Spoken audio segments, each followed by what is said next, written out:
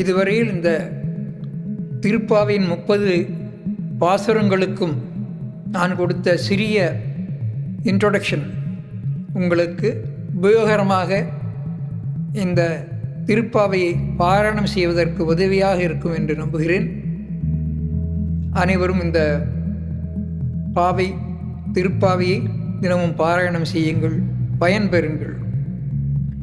ஆண்டாள் எழுதிய இன்னொரு இலக்கியமான நாச்சியார் திருமொழி திவ்ய பிரபந்தத்திலே இருக்கிறது. அதிலே தான் வாரணமாயிரம் என்கூடிய அந்த 10 பாடல்களும் அருமையாக இருக்கின்றன. இந்த நாச்சியார் திருமொழி 143 கன்னிகளை உடையது. இவைகளெல்லாம் மனதில் வைத்துக் கொள்ளுங்கள். இன்னும் பல பக்தி இலக்கியங்களை படித்து தமிழின் அருமையும் சுவையும் நன்றாக அனுபவியுங்கள் என்று கேட்டுக்கொள்கிறேன்.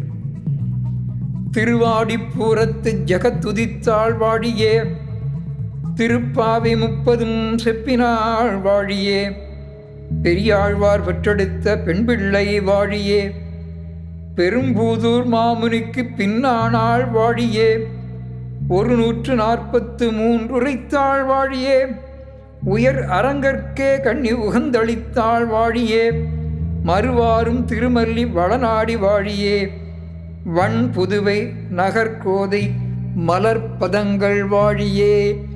ஆண்டாள் திருவடிகளே சரணம், தாயார் திருவடிகளே சரணம், எம்பெருமான் திருவடிகளே சரணம் சரணம் சரணம்.